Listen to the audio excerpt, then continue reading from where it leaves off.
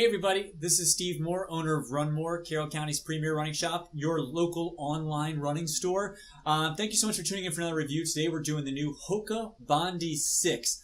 This shoe came out in August of 2018. We've been carrying the Bondi since we opened in 2014, so we were excited for the version 6 and we'll be able to see the changes each year.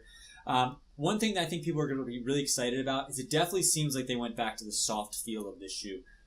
Version 5 definitely felt a little firmer. It didn't have that marshmallowy feel to it. I think in one of the reviews we talked about how we kind of felt like we were standing on top of the cushion.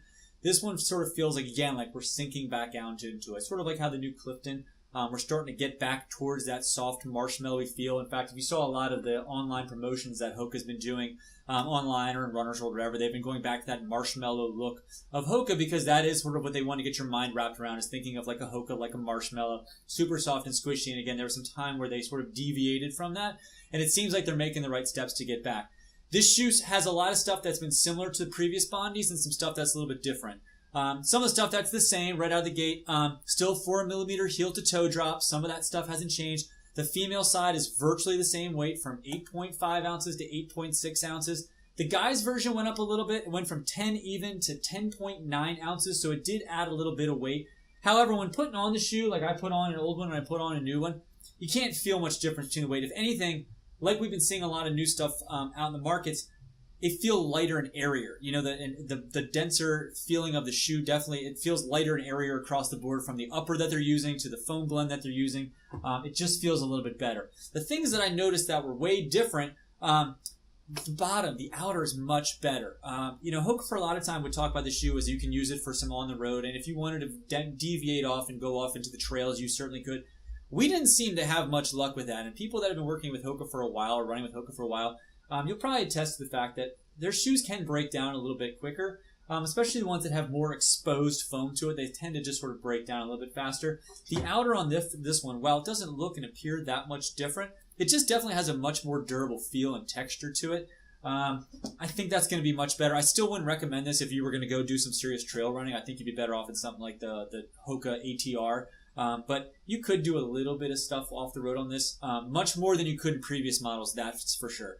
The fit. The fit feels better. I was 11.5 in the previous model, and I could have probably used 11.5 wide. In fact, in days when I was doing more high mileage stuff, after the run, if I was going to put on a pair of Hokas to putz around the house, I probably wouldn't gravitate towards my old Bondis because I felt they're too restrictive. But this one at 11.5 felt great. Of anything, it almost felt a little too big. Not in a bad way. Not in a bad way. It just felt a little more airy. And it definitely felt a little bit wider. In fact, when I was walking around, I could feel that it could be an issue for me kicking myself, which I'm apt to do. Somebody who would like this shoe, we get a lot of questions on, like, is this a good shoe for me, good, bad shoe for me? This shoe is a neutral shoe, so it doesn't have a stability to it. It doesn't have any posting to it. It does have a higher arch. All Hokas tend to have a higher arch. So if you have a really high arch, this shoe almost can be a little bit too much. I feel when people put on a shoe like the Hoka Bondi, the previous model and this one, like myself, I have a very high arch. It almost feels like it's forcing me a little bit into a supination pose and not so much bouncing back in like it's intended to do. So if you have a really high arch, you'd probably be better off in something like the Clifton from Hoka as opposed to the Bondi. The way we sell this shoe, it's more like the big version of the Clifton. So somebody who comes in with like a real tiny petite frame who's doing some local races, we're more likely to put them in like the Clifton. Somebody who might be like a bigger frame, or somebody who's going to be on their feet for a longer time, running longer distances, maybe working a job that requires a shoe where they want max cushion, that's when we pull the Bondi. This also has a full meta rocker feel to it. So if you're familiar with Hoka, they're designed to get you to transition really smoothly from heel to toe, kind of roll you forward. That was this whole basis, the whole idea of the shoe. You really feel it in this one. I feel this 10 times more than I did in the Clifton. And it doesn't matter where I'm landing. If I'm trying to get myself to be more midfoot or heel when I was on the treadmill, walking, whatever I was doing, you just feel this real nice, smooth walking and rolling sensation in your foot. So somebody who's on their feet all day, great shoe for you, especially now with a little more width to it and a little more breathable upper to it. Definitely an all-day shoe for somebody, or a long-run shoe, or again, for somebody who's just a little bit bigger, who needs that max cushion, great shoe for you. If you have a medium to medium low arch, this is fine. If you're more low to flat, probably something like the Arahi or the Gaviati would be a better fit for you.